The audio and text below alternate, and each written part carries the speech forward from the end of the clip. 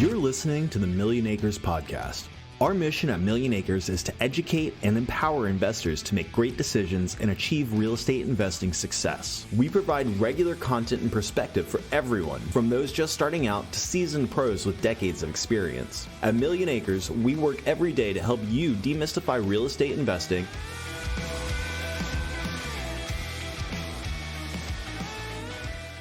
Hello, I'm Deidre Woolard, an editor at Millionacres, and thank you so much for tuning into the Millionacres Podcast. I believe that when it comes to talking about renovation, people tend to fall into two camps. There are those who love HGTV. They want to dive in. They want to pick out tiles and do that. And there are other people who are scared to start. They're afraid they're going to make the mistake that's going to cost them money and make the whole thing not pencil out. So for both of those camps, today's podcast should help. I'm here with Van Sturgeon. I believe he's kind of living the dream in terms of real estate. He's an experienced entrepreneur. He's created several businesses in the real estate industry. He owns over 1,000 properties across North America, and he's semi-retired from day-to-day operations of his businesses. But lucky for us, I think he's still got that real estate bug because he's here today and he's passionate about helping real estate investors overcome their fear of renovations. Welcome, Van. Well, thank you very much for having me, Deidre. I've been looking forward to having this interview with you. We planned it out for a while now, so it's great to be on with you. I look forward to diving in and giving as much value as we can to your listeners about planning and managing that renovation rehab project, because there's a lot of apprehension, a lot of anxiety out there with folks when they take on something like that. And hopefully, through the number of years I've had experiences with over thousands of renovations, hopefully I can help people out. So you are semi-retired, but you're still doing this. What is it about helping people with renovations that kind of keeps you engaged in it? Well, I've always been doing this more or less throughout over my 30 years of being a general contractor, real estate investor. I've always had friends, family, neighbors come to me looking for advice on their renovation projects, whether they're small little doodads or pretty substantial ones where the whole house is gutted. And I always loved the interaction. I've got a wealth of experiences and knowledge, and I enjoy that. One of my gifts that the Almighty, the universe has given me is my ability to problem solver. I love getting into situations, and renovations are this big pile of puzzle pieces that you got to sort of put together, and I'm really good at it, and I really enjoy that. I've always have. So, and that's what's been, I guess, my reason why I've been so successful at it, is I've been able to get into things that other folks will try to stay away from. So in that process of engaging people, I enjoy it, and I never was an individual that was a golfer or would grab a block of wood and whittle it down to a coffee table. I've always been active in my life, and even though the road to the successes that I've accomplished in my life took a lot of toll on me physically, mentally, also on my family. I enjoyed it, and I'm an active person. So this whole thing I kind of fell into by engaging people, and I really enjoy it. And like I said, I got a lot of stuff. I got some fuel left in the tank, and I'm out there really want to get out the good word, because I see often so many folks stumble in the whole process of doing a renovation. It's one wrong move, and all of a sudden you can lose tens of thousands of dollars on a project. A great deal can all of a sudden disappear and turn into a bad deal. That is very true. So you're a general contractor. Is it a bit like being a doctor, where people find out that you're a general contractor at a cocktail party and then they want you to fix their renovation or come look at their plumbing or something like that? It is actually, that's very funny that you mentioned that. Like most places where I go, I kind of feel the question like that. And I enjoy it. That's all great stuff. I am passionate. I really enjoy what I do. And so if folks came up to me and talked about real estate investing and how do you do this and how do you do that, or a particular problem with their property, absolutely. I've been, like I said, I've been very fortunate to wear a number of hats in my life. I've had great successes, and I've had my fair share of failures as well. but it's been a learning process along the way. So I've got this experience and I have no issues going out there and helping people out. So when people call you, is it usually before they start renovating, or do you get that mid-project help call? It's a combination of both, to be honest with you. And the ones that are the most difficult to deal with, and the most I feel so badly for, are the ones that are mid-project. Usually things have hit the fan and there are issues associated with a contractor perhaps or tradesperson who's disappeared, who has done such horrible inferior work that like I've seen a lot of horror stories out there. Like there are TV programs out there, as I'm sure you well know, that our channels are dedicated to these DIY disasters or these renovation disasters where contractors disappeared to do inferior workmanship. It's just a lot of headache and along the way. So I get a combination of both. I really do, of course, enjoy getting into a project on the beginnings, the planning stages. It's a heck of a lot easier. And I've created a system, developed a system over the 30 years that I know second nature to me. It's like, me being able to look at that wall behind you, constructing it. It's nothing for me. It's one of the things I have done for a long, long time. So planning and managing a successful renovation for me is easy. So helping people out and getting them through that whole process and understanding the systems and the things that they need to do is easy. But when you get into things where they're halfway through, 3/4 of the way through, and there's a lot of pain and anxiety, and I get into them, but I'd rather not. But you do what you have to do sometimes to help people.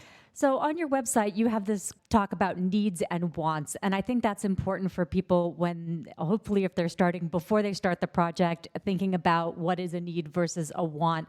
Definitely makes sense for homeowners. But how does that also play out for investors? Do you find that people are so eager to make a profit that they might over-renovate? That's ultimately what I find, especially with new real estate investors who come into it. They've got a great, they're able to find a great deal finally, and that's, there's a process in finding that great deal. But eventually, they found that great deal, and then they go in and they overspend on their renovations, and all of a sudden that great deal turns into a marginal deal, and there have been a lot of situations where I've seen a horrible deal. So the whole purpose behind creating a needs and wants list is every property that we purchase on an investment side is what I like to call a diamond in the rough, or an ugly duckling. There is some issues, there's problems associated with the property that we have to do something with. We have to make an improvement to it in order to be able to raise value and ultimately profit from it. And so when we're looking for these ugly ducklings, they're going to need some renovations, some rehab work.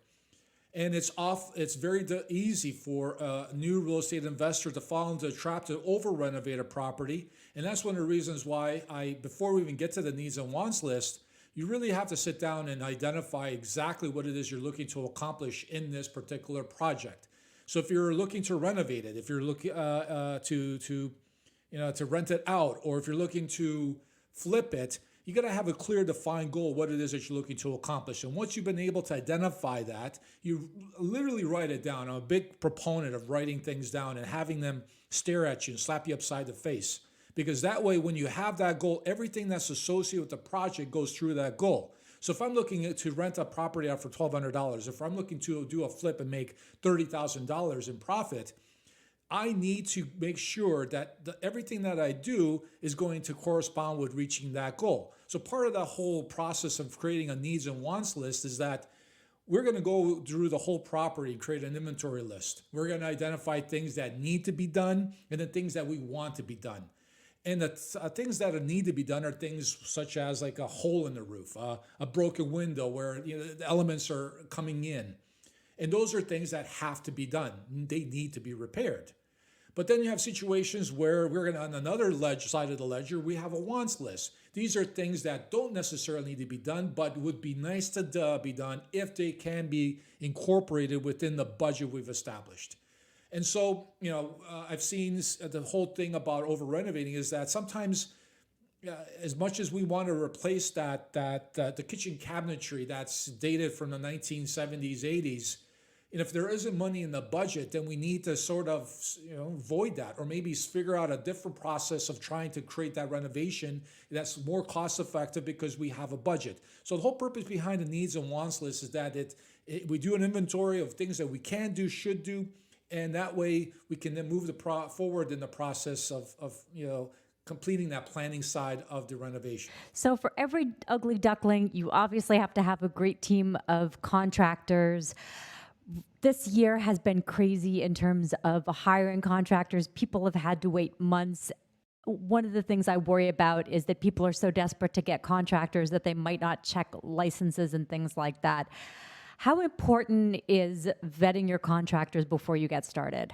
It's obviously it's incredibly important because we put a lot of trust into these individuals, and the amount of damage that they can cause to our property can amount to tens or hundreds of thousands of dollars.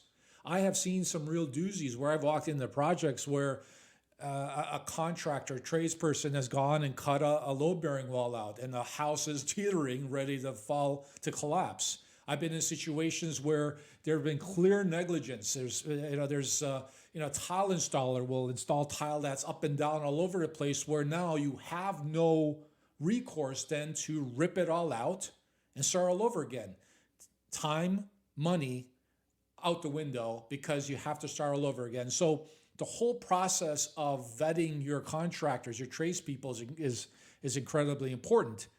But what I find is that a lot of newbie real estate investors, they rush and they run to find the lowest common denominator, the cheapest person. They go to the Craigslist, the Kijijis. They go to standing in front of their local home improvement stores at 6 a.m. and try to write down every guy's phone number. And that's apparently the bastion of where you should be finding people. And I strongly, strongly discourage it. There's so many places where I look at Facebook groups and these YouTube places where they give you recommendations where to find trades and contractors, and they make these recommendations about standing outside your home improvement center, the Home Depot, and finding your contractor. And I shake my head. I'm like, that's the worst place that you don't go to places like that. You don't go to Kijiji. What you do is you start from references. We all have friends, we all have relationships, and part of the process of being a successful real estate investor is creating that power team, creating relationships with your real estate agent, your mortgage broker, your accountant, your lawyer, fellow real estate investors. And those are the people that you should be having those relationships with and should be getting these referrals from, saying, hey, to your local or fellow real estate investor, you got an electrician that you can refer me to, or your real estate agent. These are the places where you start to find those contractors and tradespeople that you then reach out to see if you can get them to do work on your project. But even before you get to that point, Deirdre, you gotta start with a scope of work, and I find that a lot of folks fail in that regard, and is probably one of the primary reason why you don't get good quality tradespeople and contractors to quote on your work. I'm speaking as a general contractor here. I'm very good at what I do. And there's a lot of contractors that are very good at what they do. Our tradespeople are very good at what they do. We're busy. And nevertheless, we still have an eye out for accumulating or getting more work. So when we get these requests from people, hey, can you price out my job? We start from from who are these people? Because it takes time and money for us to go through the process of quoting something. Then the next level up is, even if I don't know this person, I'm willing to give them an opportunity, but I want to deal with professional people because I'm a professional and I'm very good at what I do. So I want to deal with like-minded people. And so by virtue of how they approach me, detailed scope of work is how I will then be responsive, how positive of a response you'll get from me in terms of me dedicating time to create a quote for your particular project. Always got to consider the other side of the equation when you try to create a win-win relationship. Why would a contractor, a tradesperson devote time, hours, coming to your project, looking it over, putting a price together? What is the purpose of them doing that? To gain your business. But if they're busy, why would they do that? But we want busy people. We want people it's like that old adage. If you had a choice between, if you had to get heart surgery done, would you rather have it done by a doctor who drives around in a Cadillac, or a doctor drives around in a jalopy, like a Chevrolet? Which one would you rather get it done? Well, I'd rather get it done by a guy who drives around in a Cadillac. I want somebody who's good at what they do to come in, because those are the folks that are going to come in there, provide the quality workmanship, give me the least amount of hassles, and move and get away, because time is of the essence. And so again, back to me as a general contractor, what I'm looking at is I've understood and realized that speed is important to me. I want to go in, get the job done, move on to the other job, I don't want being bogged down on projects where there's indecision. And so that's unfortunately one of the major issues with new real estate investors, is they don't know what they want. And they expect the general contractor to somehow crawl into their brain and pull and extract this information. They won't give you your budget. They won't give you any, because if they give you a budget, then you're just going to run up the quote to that dollar value, right? So there's this game that's being played, and me, the professional, is very successful at what they do. And like-minded people, they just say, hey, sorry, we're not interested. We're just going to move on, because we're already busy as it is. So hopefully that shed some light on the behind the scenes aspect. And that's the reason why it's important that all of these stages that I just listed are important that they're followed, because they fall into one another. You need the first one in order to get to the second one. You need the second one to get into the third one. So scope of work is important, detailed. And from there, you go to your references, people that have within your community, within your sphere. And those are the people that will give you references that you will then take your detailed scope of work. And then you'll be amazed at how many contractors and tradespeople will be interested in quoting your project. So many times I get complaints from newbie real estate investors, just in general, just old timers too, that, I've called 20 some odd tradespeople and only 5 actually returned my phone call, and only 3 showed up to give me a quote. Well, there's got to be a reason for why. And you got to dig into it. And I know what the reason why is. These are reasons why, as I had explained. Interesting. So what should the scope of work contain in order to make it understandable for both you and the contractors? All of your due diligence should be done beforehand, as much of it as possible. And I'm getting to the point where actually you've forgotten specifications of the appliances, the tile, the hardwood, the color of the paint, the type of the paint. All of that kind of stuff needs to be put into a detailed scope of work. Because ultimately, those are the types of things that affect the price associated with a quote. So if you're going to go to a general contractor to quote it out, you need to have those details. If you're going to go to individual trades, and you're going to act as a general contractor and you're hiring trades directly, then you need to have that information, that detailed information. The way I construct my scopes of work are similar to what you'll find in commercial projects. And unfortunately, on the residential side, there's very few and far between the scopes of work, whereas on the commercial side, they're commonplace. It's very rare to come across pretty like an extensive renovation without a real detailed scope of work. And what that scope of work is that it identifies what the work is supposed to be associated with that particular project. It provides processes. It provides the specifications I mentioned. It provides drawings, pictures, as much measurements, as much information as possible to be included in that scope of work. And if it's done properly, Deirdre, you can essentially, when I send this document to any contractor or tradesperson, they can, for the most part, provide a quote based on the information that I provided in that scope of work. I've saved them a trip to come to the project and have to do their own measurements, their own analysis, to have to pick my brain about what to do or how to do it. These things have already been resolved. So again, that's another reason why you get more people interested in quoting your work, because a lot of the work is done for them. It's just a matter of going through it and spending an hour and putting a quote together. Does that hopefully make sense? Interesting. So do you recommend that people get multiple quotes? The rule of thumb that I always hear is, you're supposed to take the one that's in the middle, because one will come in too low and that one's no good. The one that's too high is probably too high. What is your advice on that one? Whenever I hear that quotes are all over the place. I hear that all the time.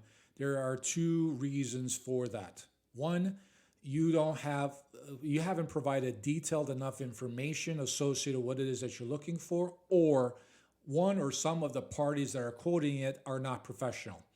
Along with my competitors, when we're pricing out work, we come in very close to one another. There is no collusion in the marketplace. We know what our costs are, what our margins are, and in order for us to be successful or be in business, this is what we need. So our numbers will be very close. And when you find a number that is so far off on the high side or low side, then there's issues, there's problems. So if you get when you send it out to tender and you got numbers all over the place, then you really need to look at the process. Meaning, how detailed is the scope of work or the information you're giving to these people, and who are you attracting? Who are you actually inviting to the process? If you were to go on Craigslist and start giving out detailed scope of work to them in comparison to somebody who's a bona fide operator, you will see most often the number coming back from that individual from the Craigslist is going to be significantly lower. And that's a function of they haven't, it could be because they're not insured or they don't have overhead, but also it could be they don't know what they're doing. And that's another reason why having a detailed scope of work is important, because it scares away a lot of the riffraff. There's a lot of riffraff running around. And when you approach them and say, hey, I've got a job, or they approach you and say, hey, can I price out your job? Sure, here's a scope of work, price it out. You don't hear from them again because you're scared to. This person that they potentially could be doing business with knows a lot, and they don't want to get involved in that kind of relationship. They want to deal with people that are, they just kind of muddle through and they get paid and they disappear. But, they don't want to deal with smart people that are on the ball, professionals. So by virtue of having that kind of the relationship, that kind of, those types of things, you're going to attract better qualified individuals to price out your work or do your work. Less problems. Fantastic. That's great advice. All right, let's take a quick break here. Like what you're hearing? Get more real estate investing news and advice from Millionacres on Instagram @Millionacres and on Twitter @Millionacres_co.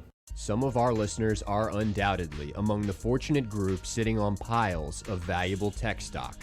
If you're one of them, listen up. Urban Catalyst could help you with your tax bill when it comes time to sell. Urban Catalyst is the premier qualified opportunity zone fund based in Silicon Valley. And if you meet investors' qualifications and invest in a qualified opportunity zone fund, you could potentially get big tax breaks. Here's how it works. When you go to sell your stock, you will likely generate a large capital gains tax bill, which means Uncle Sam may want to take a large chunk of it. If you're not keen on sending all that money to the U.S. Treasury, Opportunity Zone funds like Urban Catalyst can help you shield those gains. And Urban Catalyst isn't just any Opportunity Zone fund. Forbes magazine and the Sorensen Impact Center ranked Urban Catalyst one of the top 20 OZ funds in the country. Don't wait too long. If you invest before the end of this year, you may not only defer capital gains taxes, but you also may be able to reduce your capital gains by 10%. And as an added incentive, if you hold your investment for 10 years, you will likely not have to pay any federal taxes at all on those gains. And it's not just stock sales. Capital gains from real estate sales, selling your business, or even a big crypto sale, these types of capital gains can all get potentially favorable tax treatment by investing in an Opportunity Zone fund. Urban Catalyst focuses on development in downtown San Jose, an area prime for growth and revitalization.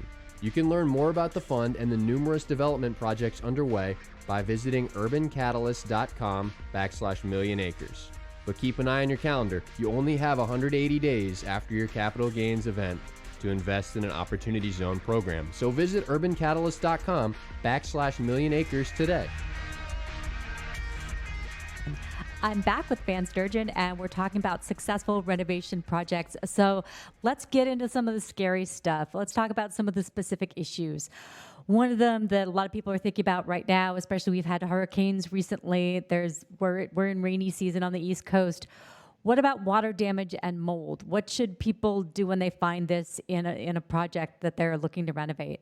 One of the cruel ironies is that we need water to survive, but water is probably the most destructive force out there. It creates such havoc in building structures. We try and we do keep water and moisture out of our properties or out of our homes, and when it gets in, it can cause a lot of damage. There are a number of things and mediation that can be done when you get into situations like that. It really has got to be, it needs to be specific, a specific course of action needs to be initiated depending on where the water intrusion comes in from. When you have situations where you have water intrusion coming from your foundation, they're different from the exterior wall or from the interior. Typically, with water, you need to address it right away. And if you don't, what will end up happening is that problem will 10x itself, where you'll have issues of deterioration of the actual structure itself, and you'll have issues with mold. And when you get into that, you talk about substantial repairs that need to be initiated in order to get the property back to normal state. So water, like in particular, I feel so badly for these folks. They keep getting walloped every once in a while over there down in that area, even Florida. It's a constant. It's a problem. I just hope that folks will be able to right the ship and get things back to normal as quickly as possible. But water is a big problem. What about wiring? One of the things I've seen whenever I look at an older house is you've got old phone jacks, you've got wiring where there probably aren't enough outlets for the way that people use electricity today. What's the course of action there? Do you have to take out old phone jacks and cable lines? How do you add in smart technology and make sure that the house can actually handle everything that you want to have going at once in it? It's a great question you've asked, because it's an ongoing concern, because our lifestyles have changed over the last 50 years. Back 50 years ago, you could get by with an 80 to 100 amp electrical service for these properties. Actually, even less than that they were putting back then. And all of a sudden, because we decided we want pools and heaters and whirlpools and saunas and fitness rooms and stuff like that, that all of them and all these appliances that we have, they suck up a lot of electricity. Or if you put them all on, you need to have more electricity available. So you got to go through the process of actually having to upgrade that, and it starts with the actual panel, and then sometimes it has to go into upgrading the actual wiring itself, and that is substantial renovations that you're talking about. Usually, these properties have been built before the 1970s, 80s, where you have these problems. And those particular houses require some major gutting, where you've got to rip out walls. And then when you get into situations where in these older homes before 1950s or before the early 1960s, you get into homes with plaster lath, which doesn't allow you to be able to just do a little section, because these walls are all made out of this plaster lath. And there was a process back then where drywall wasn't invented, or didn't exist, or was too expensive.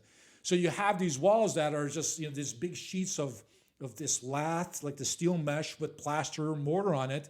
And so if you did a little section, you kind of disturb the whole thing, and so you're kind of forced to have to do the whole wall from corner to corner to make it look right. And these repairs can be pretty substantial. And really, you got to have a level of experience and understanding of what you're getting into. And again, it goes back to experience, and new real estate investors really need to open their eyes and really defer to folks who've gone through this process, who have that level of experience to be able to guide them in the right direction, because you can get into some serious money pits, because when you start opening up a little corner, all of a sudden that corner turns into a whole big wall. So electrical is a big one. Plumbing as well. In particular, when I find one of the things that, again, I've done thousands of renovation, literally from apartments to single family homes to commercial buildings, apartment buildings. So I've seen a lot of things, and every once in a while I still get tripped up, but I've seen a lot of things. One of the things you can get to know when you walk into certain era homes are some of the things you should be looking out for in comparison to other eras. So for example, in the 1910s, 20s, 30s, those types of homes that are still around and exist, you need to really do your due diligence on the weeping tile, the foundation, but in particular the sanitary lines in the home, because those sanitary lines are made out of clay, and it's a natural substance, and over a period of time it deteriorates. And one of the things that I found many times is that these beautiful trees that we have that we love to look at, they can be pretty intrusive. They spread out what you call roots. And those roots like to find homes where there's water. And I have seen some real doozies where roots will go 6 feet down in the ground underneath the house to where these sanitary lines, and where there's joints between one clay pipe to the other clay pipe on the sanitary side or the storm side around your weeping tiles, there's these big balls of roots that get intertwined inside. And you can take a pickaxe to it and you can't break it. And you got to get into substantial repairs, or sometimes the whole line collapses. So one of the things, the habits that I got into, because I've been burnt before. I bought a property that seemed all great and good. I zoomed in, purchased it. I had an existing tenant that I assumed, and then 2 or 3 months later, all of a sudden I get a phone call. The basement was overfilled with yucky water floating around. And I had to now deal with this issue where I had to take the tenant, put him up in a motel, and I had to rip out the whole basement floor and replace the whole sanitary line because the line had collapsed. So how do you prevent that? Is you need to spend a couple $100 to get a camera inspection done in those lines, so that you can assure yourself that you don't have those issues, or at least you don't have sags in a line, to have these little gremlins that pop up that can really nip you in the butt, because something like that can cost $15,000, $18,000, $20,000. And you're doing your arithmetic on the back of an envelope, all of a sudden you get whacked with a $18,000 repair. That throws the numbers off, and it takes a long time for you to recoup that.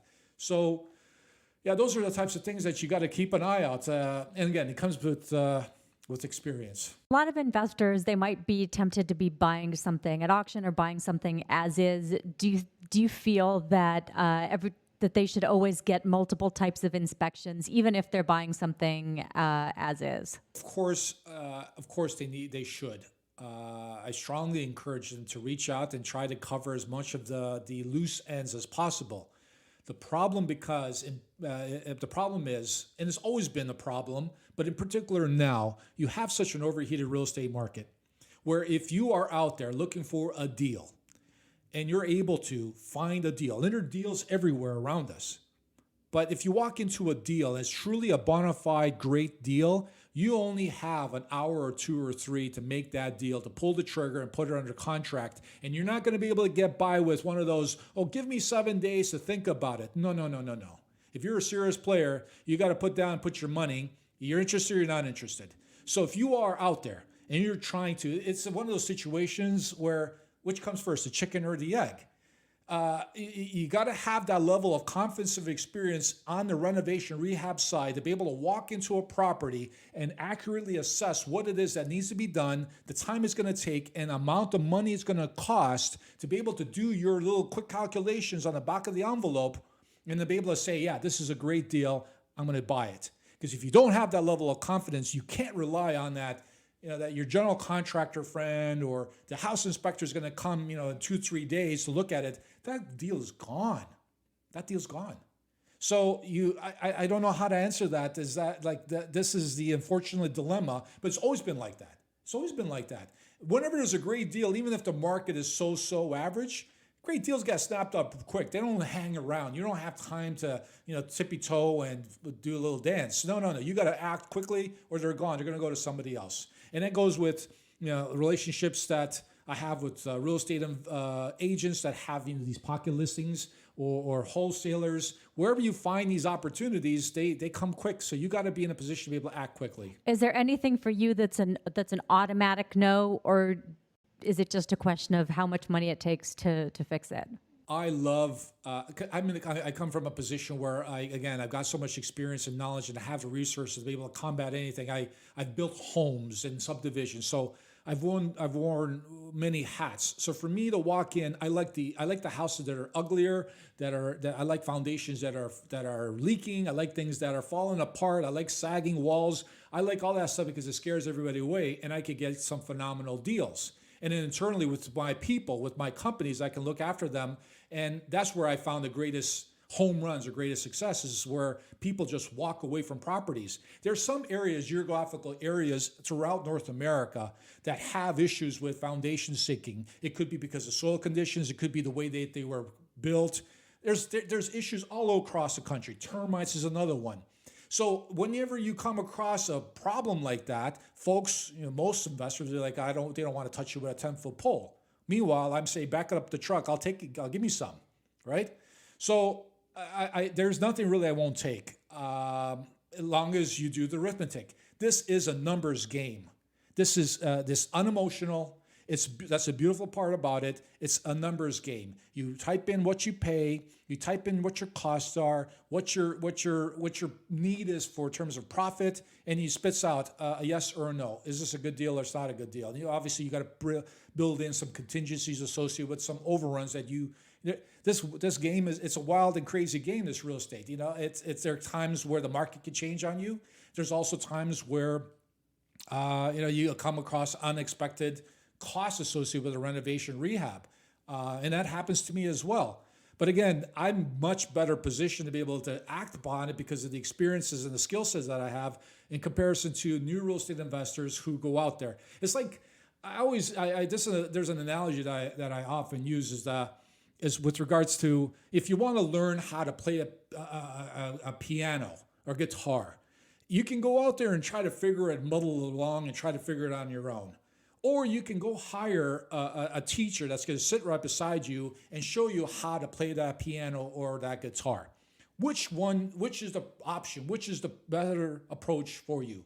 Because one is going to cost you money, but at the same time, it's going to save you a lot of time.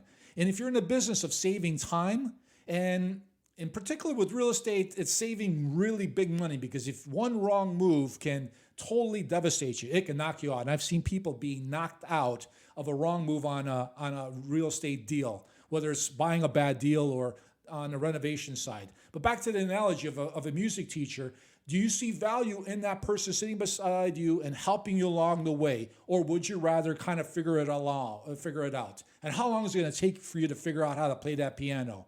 Oh, there's so many YouTube videos and there's so many blah, blah, blah out there. That's great and wonderful, but can you ask questions of YouTube? Can you ask questions to the internet site that talks about doing this, the three things to do in a kitchen renovation?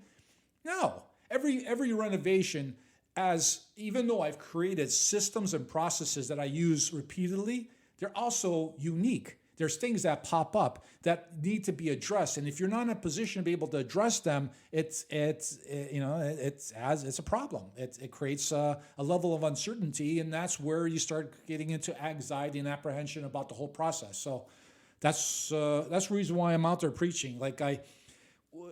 There's two skill sets that we need to have as successful real estate investors. One is you got to find the deal. It's money is made on the buy, as they say, and that's absolutely. And you need to be able to have an ability to be able to find a great deal. But I'm going to say that there's a second skill set that you need, and it's you better know how to evaluate and do a renovation. You better know how to plan and manage one, because as much as that great deal is a great deal, you can easily have that deal blow up in your face by a couple of wrong moves on that renovation side, where you decide to over renovate. You've identified wrong contractors, tradespeople that rip you off or do inferior work, and all of a sudden or they take too long. Carrying costs on hard money, things of that nature eat up into your profits very quickly, and all of a sudden a renovation should have happened in a month or two. If it takes 6 or 7, that's a lot of money out the window. And I find that sometimes folks, these DIYers don't factor in the cost of their money, the time. Oh, I love going on the weekends or on the evenings to work on my little DIY project. but that's great. But don't you have a life outside of that? Don't you want to get this thing done quickly so you can move on to another project? Opportunity cost? Well, you mentioned something that is true, which is the money's made on the buy. Very concerning right now with prices being so high.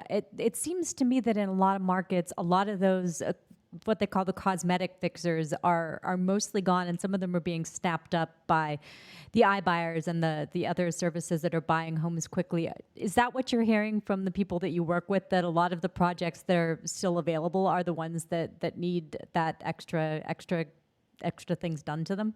I find deals every single day. My inbox is filled with deals from a variety of different sources. I don't go to MLS and pick through it to find a deal.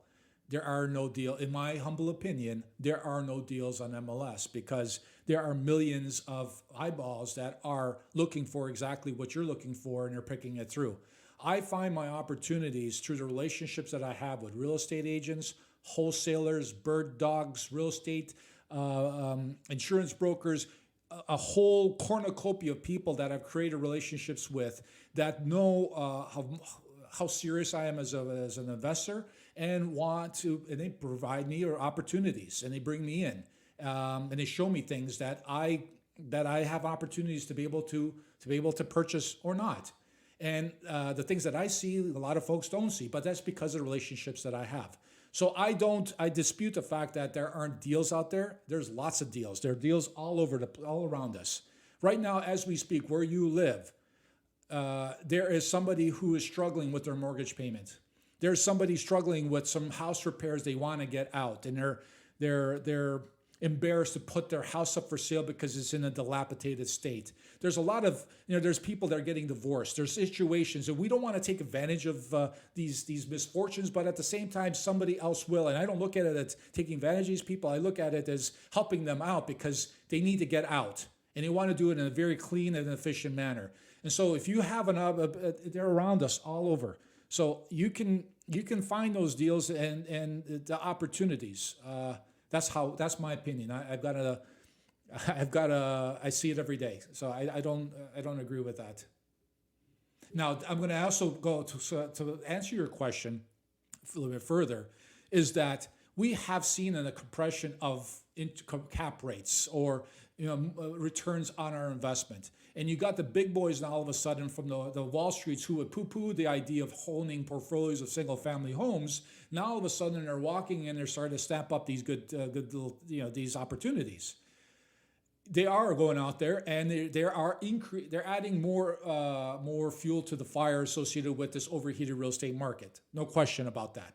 But that being said, a small mom-and-pop operator, investor, can outmaneuver these big boys because they will not go into the weeds and find opportunities or create those relationships. They want big kahuna opportunities.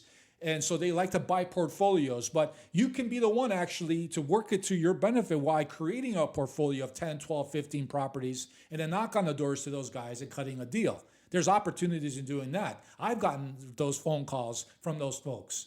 So again, there's opportunities all around us. Yes, it's a little bit maybe perhaps more difficult than it traditionally is, but the opportunities still exist. I see it every day. So when you're renovating apartments or quadplexes, how is that different than renovating a single family? Do you have to think about doing the systems first and then tackling each unit individually? Well, usually depends on the type of property and the level of renovation, rehabbing that you're doing to the property. The process exists throughout, whether it's single family all the way up to a 250 unit apartment building. The process is the same.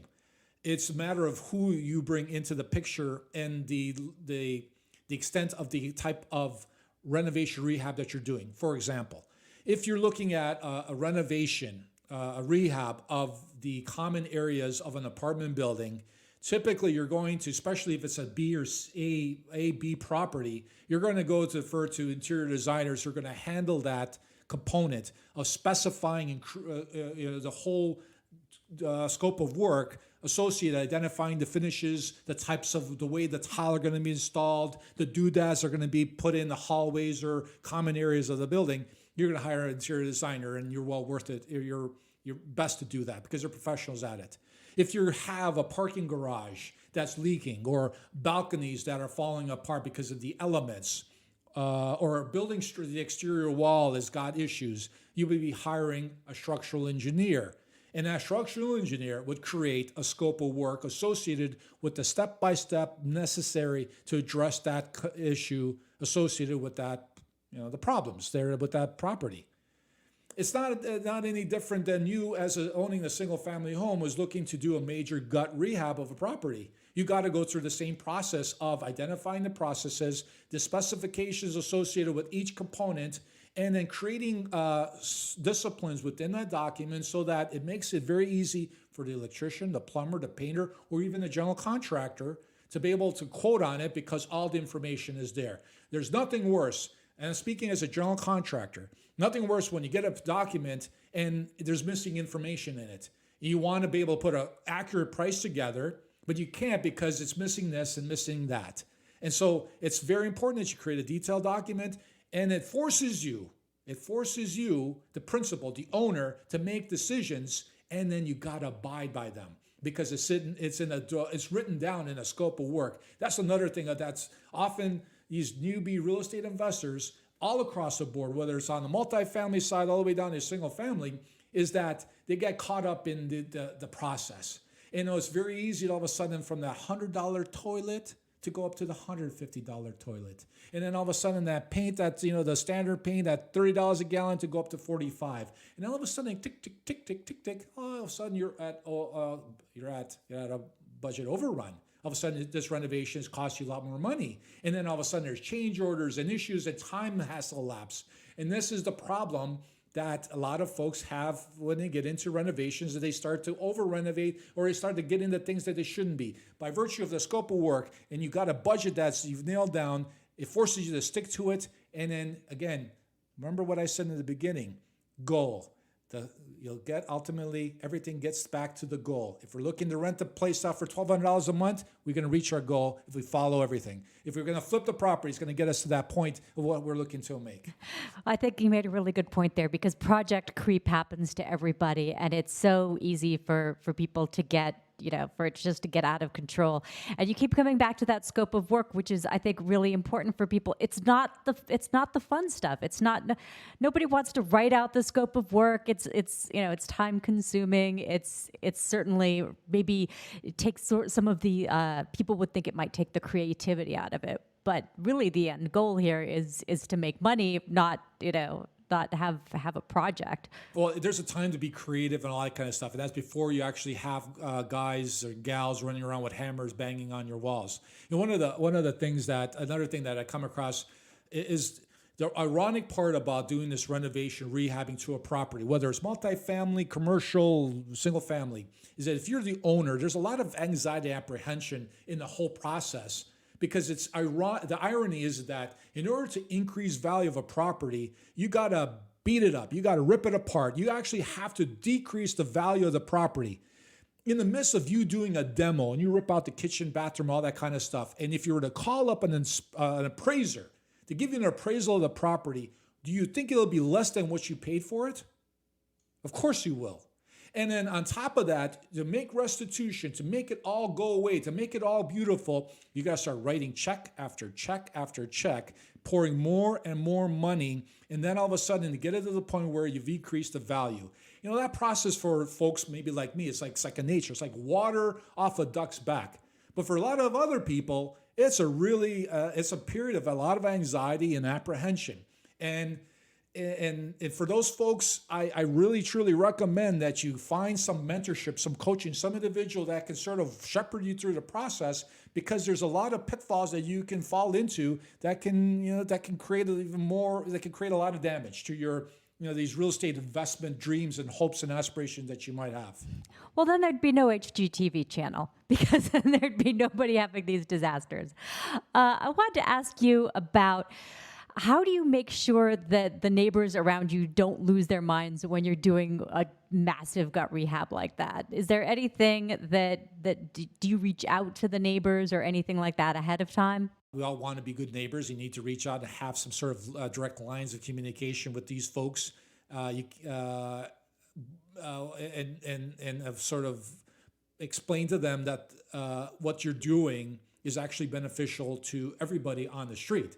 Because by virtue of the amount of money and time and effort that you're going to pour into this property, you're not only raising the value of that particular property, but you're raising the value of the properties on that whole street. And a lot of folks poo-poo and cry and moan about, that guy who's spending, all the dust and debris and the noise that you're creating, but they love the fact that at the end of the day, their value has gone up on their property. How rude of them to be such complainers about that, don't you think? So I start with creating those lines of communication.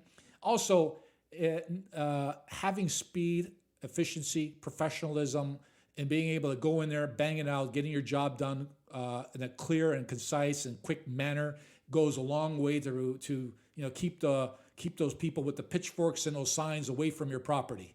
Again, this goes back to professionalism.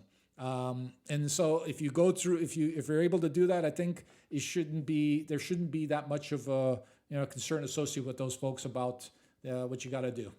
Excellent. All right, Van, last question for you. What trend right now that's popular in renovating do you feel is overdone and that maybe people shouldn't be putting into their properties?